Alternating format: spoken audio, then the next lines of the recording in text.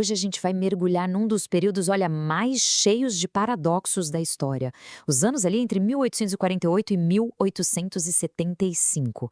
Pensa só, é uma época que começa com o fracasso retumbante de uma grande revolução política, mas no meio dessas cinzas nasce uma revolução econômica.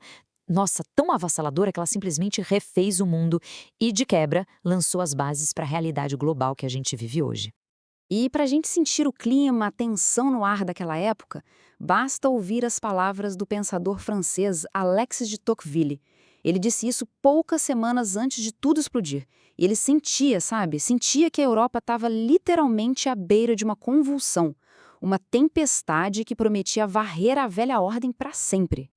Pois é, e essa tempestade, ela chegou com tudo. O que veio depois ficou conhecido como a Primavera dos Povos. Foi assim, uma onda de levantes políticos que varreu o continente inteiro, movida por sonhos de república, de democracia, de libertação nacional.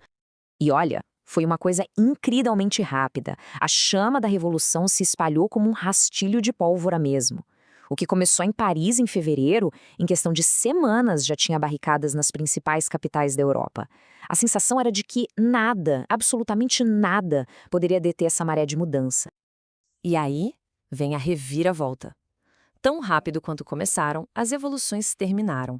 Em pouco mais de um ano, a tal Primavera dos Povos já tinha murchado completamente. As velhas monarquias, os impérios, eles simplesmente esmagaram as revoltas. Os revolucionários foram exilados ou silenciados. A grande revolução política, no fim das contas, foi um fracasso total. Mas olha que interessante. Enquanto esses sonhos políticos viravam cinzas, uma outra revolução, bem diferente e muito, mas muito mais poderosa, estava só começando. Uma revolução que não ia ser decidida nas barricadas, não, mas sim nos bancos, nas fábricas e, claro, nas ferrovias. Isso nos leva à pergunta central de toda esta análise, né? Se a esperança de mudança política foi totalmente esmagada, por que então este período se tornou um dos mais transformadores da história? A resposta, gente, está numa força que os revolucionários talvez tenham subestimado. A resposta tem nome. É o que os historiadores chamam de o Grande Boom.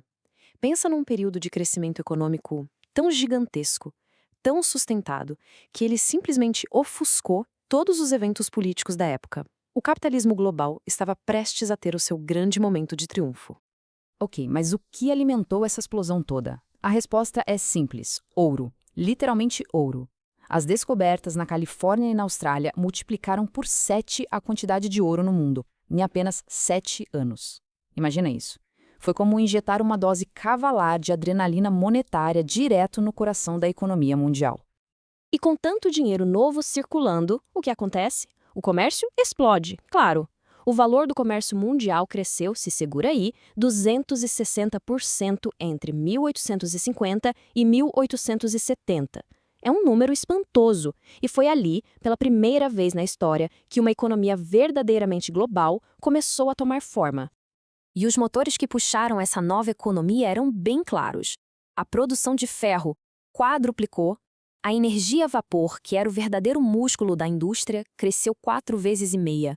O mundo estava sendo literalmente reconstruído em ferro e movido a vapor. E toda essa expansão econômica só foi possível e foi acelerada por causa de tecnologias que basicamente aniquilaram a distância. Elas conectaram o globo de um jeito que, para as gerações anteriores, soaria como pura ficção científica. Quer um exemplo? É só olhar para a expansão das ferrovias. Em apenas 20 anos, o mundo saltou de uns 23 mil para mais de 128 mil milhas de trilhos. É uma explosão.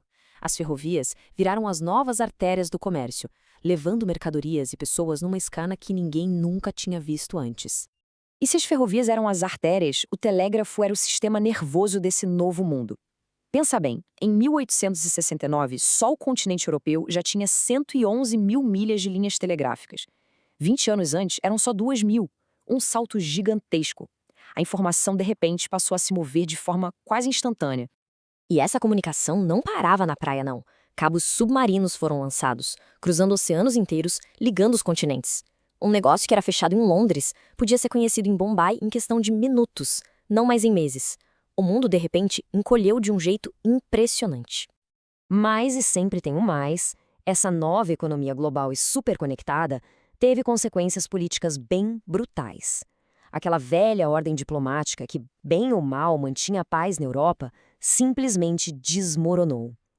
E o que veio no lugar? Uma era implacável de construção de nações na base da força. É que antes de 1848 existia um acordo, sabe? As grandes potências evitavam a guerra entre elas a todo custo. Só que depois do fracasso das revoluções, essa restrição sumiu. A guerra virou a ferramenta principal para se atingir objetivos políticos. Simples assim. E se tem alguém que personificou essa nova e brutal realidade, foi o chanceler prussiano Otto von Bismarck. Aquela famosa declaração dele sobre sangue e ferro virou praticamente o lema não oficial da época. A diplomacia deu lugar à força militar. E o resultado disso tudo? Uma série de conflitos que, literalmente, redesenharam o mapa do mundo.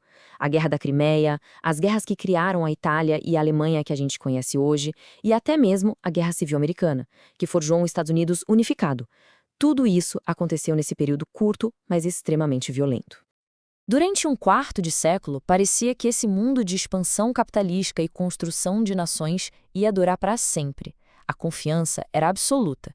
Mas, como a gente bem sabe, tanto na economia quanto na história, nenhuma árvore cresce até o céu, né? Olha, o sentimento ali no comecinho da década de 1870 era de pura euforia. O progresso parecia ser uma lei da natureza. O sistema capitalista, na cabeça de muita gente, tinha finalmente resolvido os problemas de produção da humanidade. O futuro? O futuro era brilhante. E então veio o colapso. Tudo começou em 1873. Um pânico financeiro que começou lá em Viena pulou para Nova York e de lá desencadeou um colapso global. E não foi uma recessãozinha curta, não. Foi o começo do que as pessoas da época chamaram de a Grande Depressão. Um período de quase 20 anos de estagnação e crise. E aqui está o ponto crucial. A mesmíssima interconexão que impulsionou o grande boom agora garantia que a crise também seria global. O mundo estava tão amarrado economicamente que a quebra de um mercado importante inevitavelmente derrubava todos os outros. Era uma característica e não um defeito do novo sistema. E tudo isso nos deixa com a reflexão final, né? A era do capital, sem dúvida, nos deu a base da economia global que a gente conhece, com todo o seu dinamismo, sua capacidade de criar riqueza. Mas a pergunta que fica é: será que, ao fazer isso, ela também não nos deixou de herança o próprio modelo para essas crises globais e sistêmicas que continuam nos assombrando até hoje?